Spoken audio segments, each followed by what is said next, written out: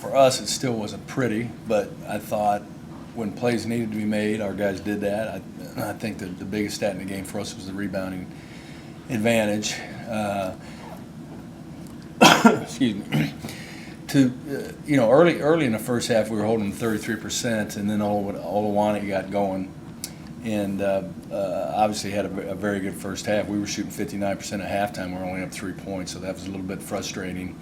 But still, for us, in terms of our growth and trying to figure out, who's going to make the plays and things like that late in the game, just very pleased to see Davion knock down that three, to see Move make that two in a clutch situation. I thought our guys in the last 4 minutes executed very well. So there were a lot of things for us to build on. But at the same point, I don't think we're just in there throwing a big party either, because there's still a long way for us to go. I think we know that.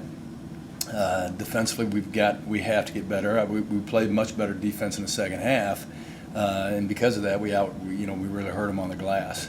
And so that has to be a formula for us: the defense and the rebounding. How much of that the second half too was being able to get Olawani and some fouls? Well, that's important. We wanted to go after him because we knew they were thin in there, and that he didn't want to foul, and Twan just went right after him, and so those things are important. I mean, that was the plan anyway, to throw the ball in. We started the game out with 3 sets that we're just going to throw the ball in, throw the ball in, throw the ball in. That's what we want to do. That's the way we want to play, inside out. And I was a little surprised that, of course, when he got it going, they just went to him. I mean, they only took 9 threes the whole game, and they're one of the top 3-point shooting teams in the country. And so I thought we did a nice job, particularly coming off the Bradley game, of not guarding anybody at the 3-point line, of doing a much better job of keeping them playing inside the 3-point line.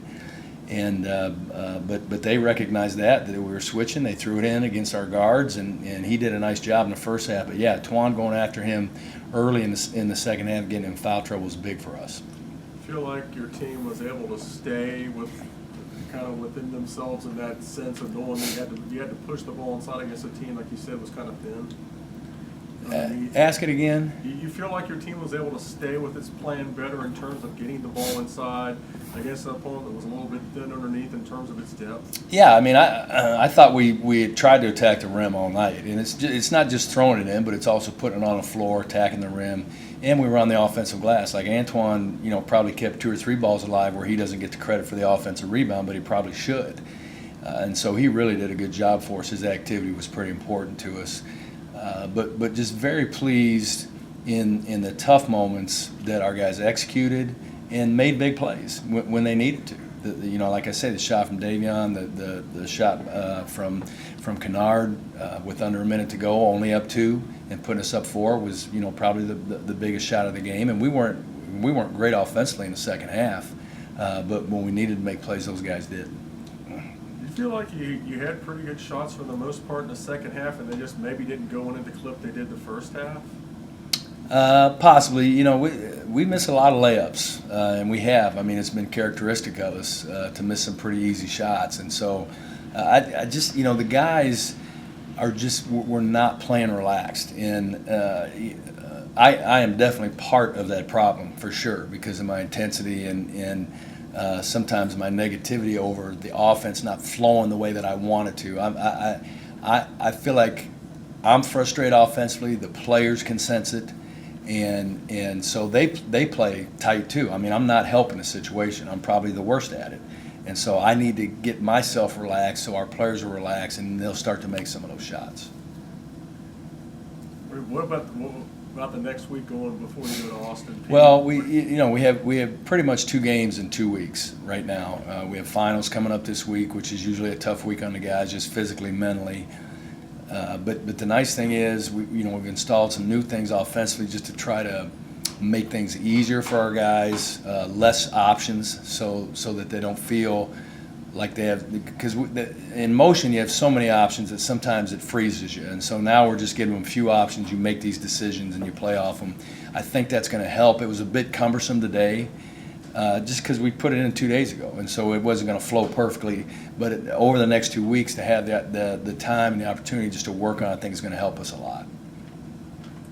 Coach, just getting ready for the MVC season. This non-con has been so much about learning. Who is your starting five? What is the team's identity?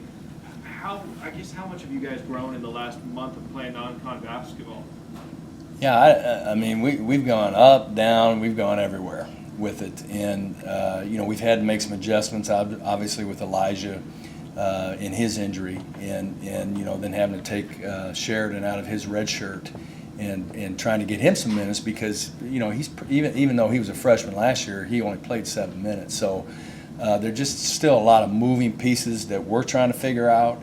I think even as a staff, probably early in the season we had guys in spots that weren't advantageous for them, and so as a coaching staff we're starting to figure out what's better for players offensively, and I think we'll be able to get them in some better spots and let them make plays where they're more comfortable. So there's a lot of learning going on, and I think for us it's going to be a stretch here till we get to January where our guys feel comfortable with us and we feel comfortable with them. One last question. You mentioned making shots at the end. Kennard had that shot. How about defensively, not even allowing USI that chance at a tie? Well, yeah, and we were fortunate that they threw that away because we kind of messed that up. And they didn't have a timeout. I had a timeout, but I didn't want to call it to let them set a play up. And so you're trying to these are things hopefully in practice you've worked on, but you can't work on every situation. And so we're in a situation where we're up 2.9 seconds left. I started wondering, should we just miss the shot? They don't have any timeouts. It'd be very difficult for them to get a good shot with 2.9 seconds left. But we elected to let Jarrett make it and then get him up on the ball, which I think was the most important thing, to have somebody that was 6'9" on the ball. Made it very hard to throw the ball down the floor.